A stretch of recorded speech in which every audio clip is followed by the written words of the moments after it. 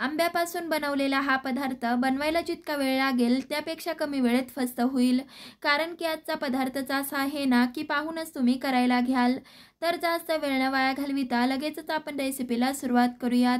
तर त्यासाठी इथं मी काय केलं, 2 केशर आंबे घेतले. तुमच्या घरात जो कुठला आंबा उपलब्ध असेल तो तुम्ही इथं वापरू शकता.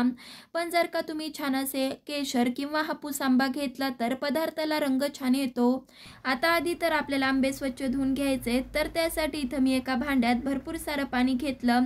त्यामध्ये आपण जे घेतलेले आंबे आहेत ना ते स्वच्छ असे धुवून घ्यायचे आणि अशा पद्धतीने माचून त्याचं देठ काढून झालं की हा आंबा एका भांड्यात पिळून घ्यायचा आहे. तुम्हाला जर का अशा पद्धतीने गर काढायचा नसेल तर इथं तुम्ही काय करू शकता, आंबे स्वच्छ धुवून झाल्यावर चिरून त्याचा गर मिक्सरच्या भांड्यात काढायचा आणि एकदा फिरवून घेतल्यावर असा देखील तुम्ही इथं रस वापरू शकता. अशाच पद्धतीने जो राहिलेला आंबा होता तो सुद्धा पिळून सालीचा आणि कोईचा गर काढून घेतलाय.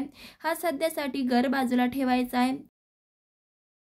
आता इथं मी काय केलं, 1 वाटी जाड रवा घेतलाय. लक्षात ठेवायचं की इथं आपल्याला जाडच रवा वापरायचा आहे, त्यामुळे मस्त असा दाणेदार आपला पदार्थ तयार होतो. आता काय केलं, गॅसवरती कढई गरम करायला ठेवली आहे. इथं मी आता ह्यामध्ये पाववाटी साजूक तूप घातलंय. आता हे तूप वितळलेलं नव्हतं त्यामुळे पाववाटी भरलं. जर का तुम्ही वितळलेलं तूप वापरत असाल तर ज्या वाटीने आपण रवा घेतला त्याच वाटीने अर्धा वाटी साजूक तूप वापरायचं आहे. तूप चांगलं कडकडीत असं गरम होऊ द्यायचं. नंतर ह्यामध्ये घेतलेला रवा घालायचा आणि मंद आचेवरती 5 ते 7 मिनिटासाठी खमंग असा रवा भाजून घ्यायचा. पाहू शकताय ज्यावेळेस आपण रवा घातला होता त्यावेळेस पांढरट दिसतो, पण जसजसं आपण भाजत जाऊ मस्त असा खमंगपणा येतो. त्याचबरोबर रव्याचा रंगही बदलतो. 5 ते 7 मिनिटातच रवा भाजला गेलाय. आता आपण ह्यामध्ये काय करतोय, 3 वाटी गरम दूध घालायचं. लक्षात ठेवा ह्यामध्ये आपल्याला गरमच दूध वापरायचंय, त्यामुळे रवा पटकन दूध शोषून घेतो आणि मस्त असा इथं आपला रवा फुलतो. तुम्हाला जर का दूध वापरायचं नसेल तर अर्ध दूध अर्ध पाणी वापरू शकता. दूध घालून झाल्यावरती छान असं मिक्स करत 2 ते 3 मिनिटातच रवा दूध पूर्णपणे शोषून घेतो. आता आपण ह्यामध्ये काय केलं, 1 वाटी साखर घातली आहे. जेवढा रवा आपण घेतला तेवढीच आपल्याला ह्यामध्ये साखर घालायची आहे. साखर घातल्यावरती आपण हे जसजसं मिक्स करत जाऊ तसतसं हे पातळ दिसतं, पण जसजसा शिऱ्याला चटका येत जाईल तसतसं हे आपला शिरा घट्ट होतो.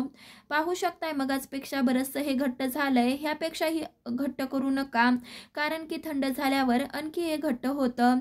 आता ह्यामध्ये काय करायचं, जो आपण आंब्याचा गर बनवून घेतलाय तो घालायचा आणि चांगला असं फक्त 2 ते 3 मिनिटासाठी परतवून घ्यायचं. जर का आंब्याचा गर घालून झाल्यावर खूप वेळ जर का शिरा परतवत बसलात तर एकतर काय होईल, आंब्याची जी चव असते ती तर बदलते, त्याचबरोबर आपल्या शिऱ्याला रंग देखील छान येणार नाही. आता ह्यामध्ये आवडीनुसार काजूच्या पाकळ्या, बदामाचे तुकडे आणि पाव चमचा वेलची पूड घातल्यावर चांगलं असं मिक्स केलं की आंब्याचा शिरा तयार झाला. तर हा आंब्याचा शिरा बनवताना अजिबात कोणताही रंग वापरला नाहीये, तरी सुद्धा पाहू शकताय मस्त असा रंग आलाय. त्याचबरोबर आंब्याचा शिरा बनवताना केव्हा तुम्हाला आंब्याचा गर घालायचा ते देखील इथं मी सांगितलं आहे, त्यामुळे अजिबात आंब्याच्या शिऱ्याची टेस्ट बदलत नाही. तर बनवून पहा ह्या आंब्याच्या सीझनमध्ये मस्त दाणेदार लुसलुशीत असा आंब्याचा शिरा आणि कमेंट करायला विसरू नका. सबस्क्राईबही नक्कीच करा. धन्यवाद.